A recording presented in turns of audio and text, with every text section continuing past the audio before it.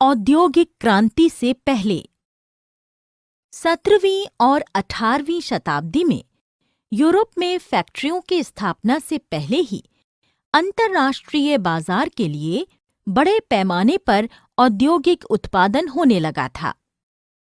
ये शहरों के सौदागरों अर्थात व्यापारियों के लिए ग्रामीण परिवारों के किसानों और कारीगरों द्वारा किया जाता था।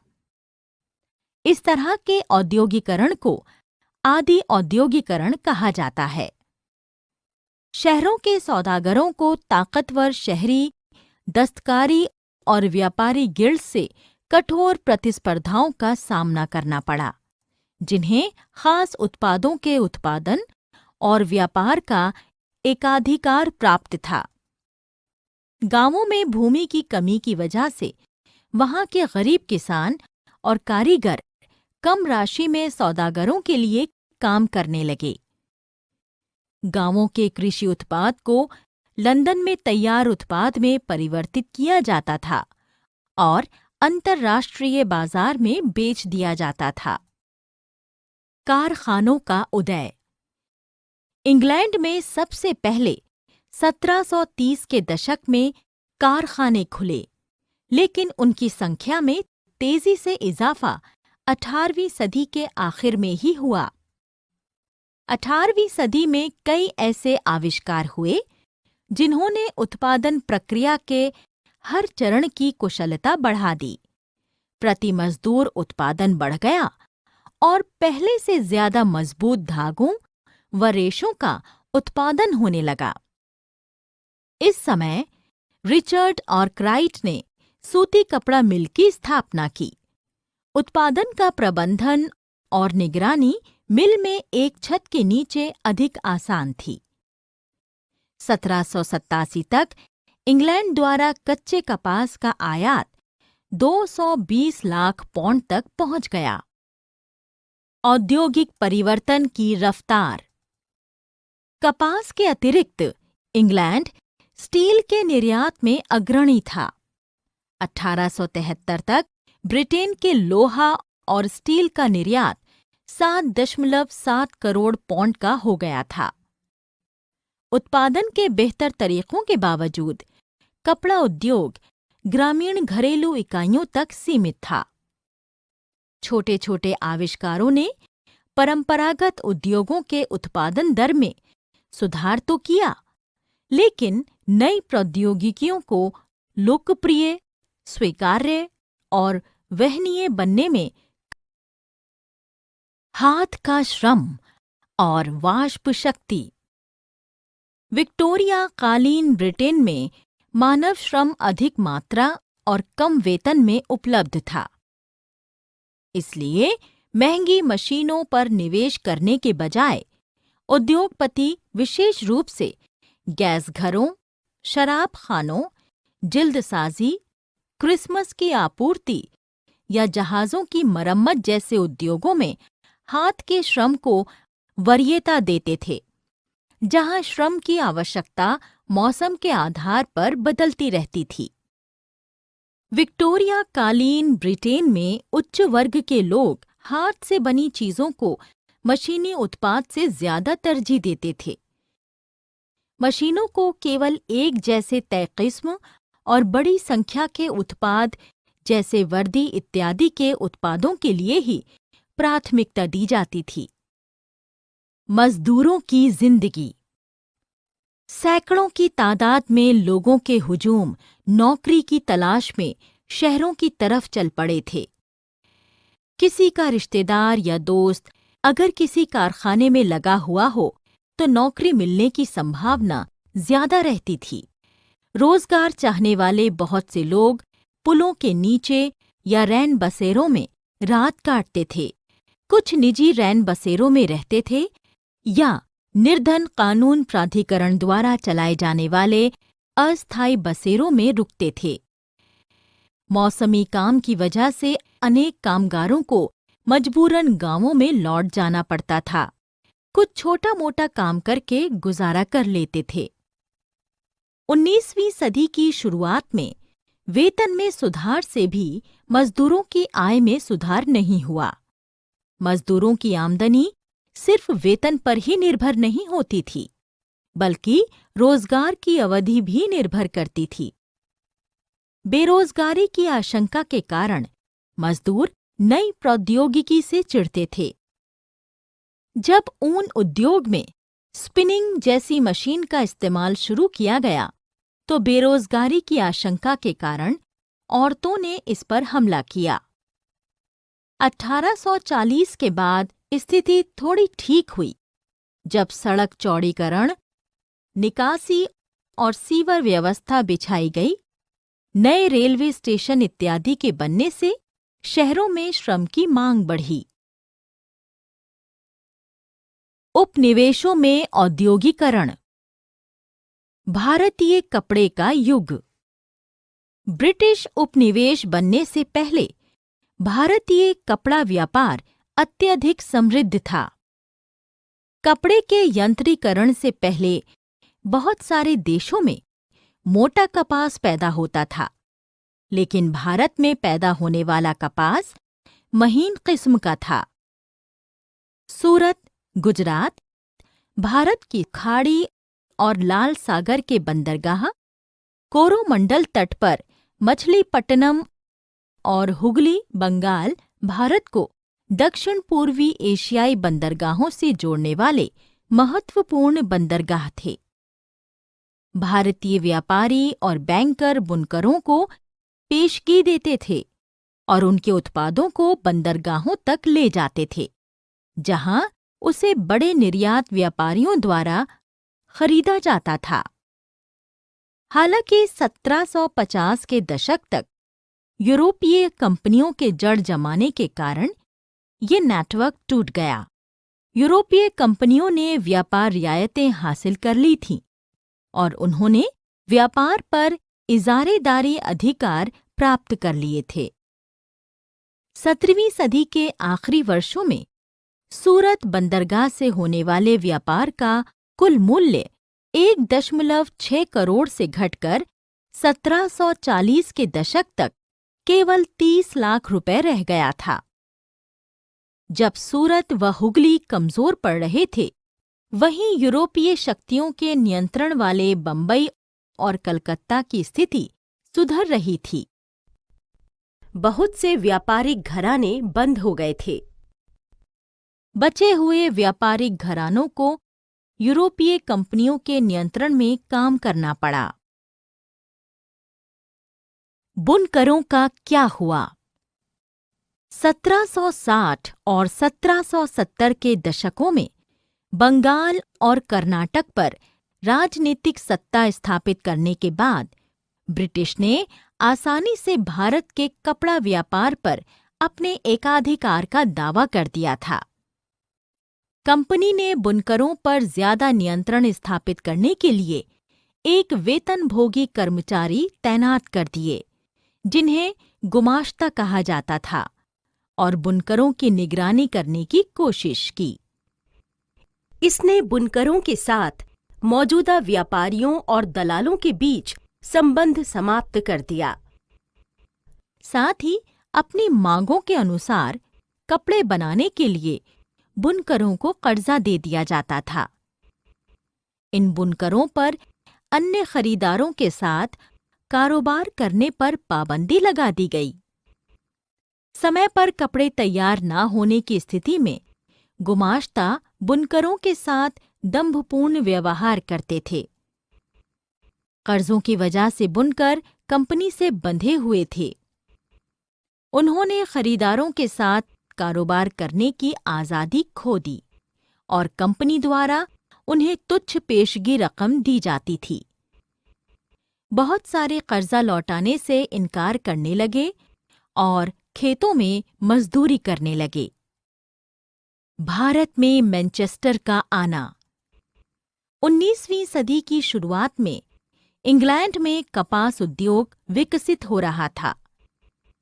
ब्रिटेन के उद्योगपतियों ने कपास के आयातित कपड़े पर आयात शुल्क लगवा दिया ताकि वे अपने उत्पाद बिना प्रतिस्पर्धा के स्थानीय बाजार में बेच सकें।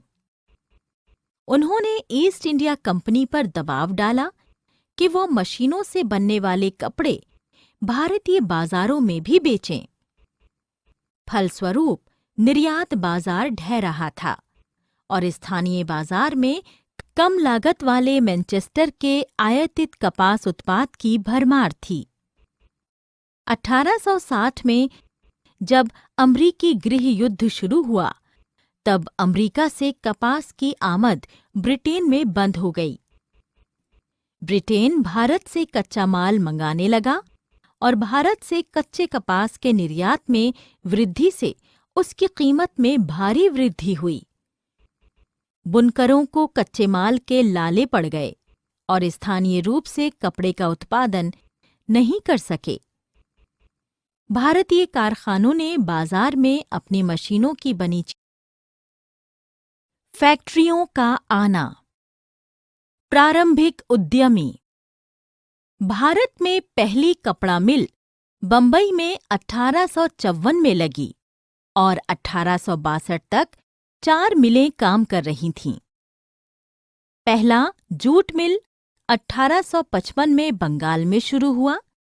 एल्गिन मिल 1860 के दशक में कानपुर में खुली। इसके साल भर बाद अहमदाबाद की पहली कपड़ा मिल भी चालू हो गई। 1874 में मद्रास में भी पहली कताई और बुनाई मिल खुल गई। 18वीं सदी के आखिर से ही अंग्रेज चीन को अफीम निर्यात करने लगे थे। उसके बदले में वे चीन से चाय खरीदते थे जो इंग्लैंड जाती थी। जिन भारतीय व्यवसायियों ने उद्योग लगाए थे, उन्होंने आरंभ में चीन से व्यापार में अंग्रेजों की सहायता की। वे पैसा उपलब्ध कराते थे, आपूर्ति सुनिश्चित करते थे और माल को जहाजों में लाद कर रवाना करते थे। व्यापार से पैसा कमाने के बाद उनमें से कुछ व्यवसायी भारत में औद्योगिक उद्यम की स्थापना की। बंगाल में द्वारकानाथ टैगोर और मारवाड़ी व्यापारी सेठ हुकुमचंद और बॉम्बे के डिनशॉ पेटिट एवं जमशेद जी नुसरवान जी टाटा जैसे पारसी औद्योगिक उद्यमों की स्थापना करने वाले कुछ प्रमुख व्यवसायी थे। मद्रास के सौदागर बर्मा, मध्य पूर्व व पूर्वी अफ्रीका से व्यापार करते थे। भारतीय उद्यमों के लिए भारतीय वित्त पोषक पूंजी उपलब्ध कराते थे, लेकिन व्यवसाय से संबंधित फैसलों में उनका कोई स्थान नहीं था। यूरोपीय प्रबंधकीय एजेंसियां जैसे Bird Heilgers and Company, Andrew Yule और जार्डीन स्किनर निवेश और पूंजी से संबंधित फैसले लेते थे। यूरोपीय व्यापारियों एवं उद्योगपतियों के अपने वाणिज्यिक परिसंघ थे, जिनमें भारतीयों की सदस्यता वर्जित थी। मजदूर कहाँ से आए? ज्यादातर औद्योगिक इलाकों में मजदूर आसपास के जिलों और गांवों से आते थे। वंशानुगत व्यवसायों के बंद होने से लोग औद्योगिक केंद्रों की तरफ धकेले गए। उद्योगपति नए मजदूरों की भर्ती के लिए प्रायः औद्योगिक विकास का अनूठापन। यूरोपीय प्रबंधकीय एजेंसियां मुख्य रूप से निर्यात व्यापार में रुचि रखते थे। इसलिए उन्होंने औपनिवेशिक सरकार से सस्ती कीमत पर जमीन लेकर चाय व कॉफी के बागान लगाए और खनन, जूट व नील में पैसे का निवेश किया। भारतीय कारखानों में बनाए गए मोटे सूती धागे का ब्रिटेन से आयातित धागों की विविधता से कोई प्रतिस्पर्धा नहीं थी। 20वीं सदी के पहले दशक तक स्वदेशी आंदोलन को गति मिलने से लोगों ने विदेशी कपड़ों का बहिष्कार किया, जिससे स्थानीय उद्योगों को मजबूती मिल गई थी। 1906 के बाद चीन भेजे जाने वाले भारतीय धागे के निर्यात में भी कमी आने लगी थी। चीनी बाजारों में चीन और जापान की मिलों के उत्पाद छा गए थे। फलस्वरूप भारत के उद्योगपति धागे की बजाय कपड़ा बनाने लगे। पहले विश्व युद्ध के दौरान जब ब्रिटिश कारखाने सेना की जरूरतों को पूरा कर रहे थे, भारत में मैनचेस्टर के माल का आयात कम हो गया। भारतीय बाजारों को एक विशाल देशी बाजार मिल गया। इससे स्थानीय उद्योग पुनर्जीवित हो गए। युद्ध के बाद भारतीय बाजार में मैनचेस्टर को पहले वाली हैसियत कभी हासिल नहीं हो पाई। लघु उद्योगों की बहुतायत। पहले विश्व युद्ध के उपरांत कारखानों और उद्योगों में लगातार इजाफा हुआ, लेकिन अर्थव्यवस्था में लघु उद्योगों की अधिकता थी, खासतौर पर हथकरघा। इसका मुख्य कारण हाथ से होने वाले उत्पादन में नई तकनीक को अपनाने और नवाचारों की अनुकूलता थी। फ्लाई शटल के इस्तेमाल से लागत बढ़ाए बिना उत्पादन क्षमता में वृद्धि हुई। बुनकर मोटे और महीन किस्म के कपड़े बुनते थे। मोटे कपड़े को मुख्य रूप से गरीब ही खरीदते थे। खराब फसल के समय उसकी मांग में भारी उतार चढ़ाव आते थे, मगर महीन किस्म के कपड़े की मांग हर समय स्थिर रहती थी। हथकरघा क्षेत्र में बढ़ोतरी होने पर भी बुनकरों की जिंदगी में सुधार नहीं आया। वस्तुओं के लिए बाजार। ब्रिटिश निर्माता लोगों को नई चीजें खरीदने के लिए प्रेरित करते थे। विज्ञापन उनमें से एक था। विज्ञापन विभिन्न उत्पादों को जरूरी और वांछनीय बनाते थे। मैनचेस्टर के उद्योगपतियों ने भारत में कपड़ा बेचना शुरू किया, तो वे कपड़े के बंडलों पर लेबल लगाते थे। मेड इन मैनचेस्टर लिखा दिखाई देता तो खरीदारों को कपड़ा खरीदने में किसी तरह का डर नहीं रहता था। लेबलों पर अक्सर देवी देवताओं के सुंदर तस्वीरें भी बनी होती थीं। ऐसा करने से विदेशों में बनी चीज भी भारतीयों को जानी पहचानी सी लगती थी। 19वीं सदी के आखिर में निर्माता अपने उत्पादों को बेचने के लिए कैलेंडर छपवाने लगे थे।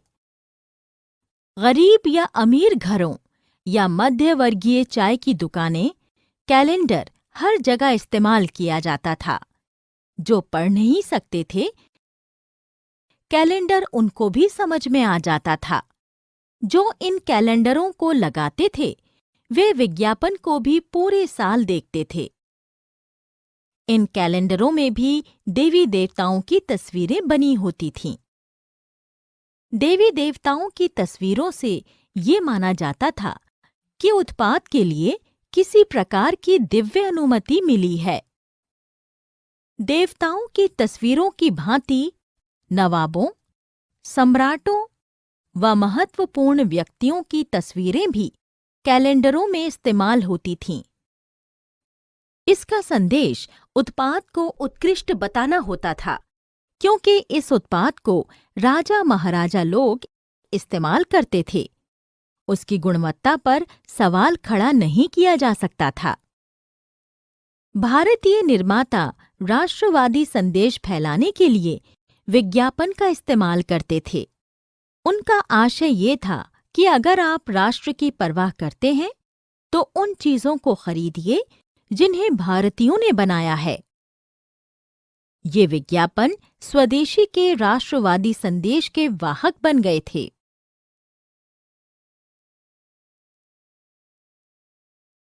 सारांश। हमने जो कुछ सीखा है उसे संक्षेप में दोहराएं।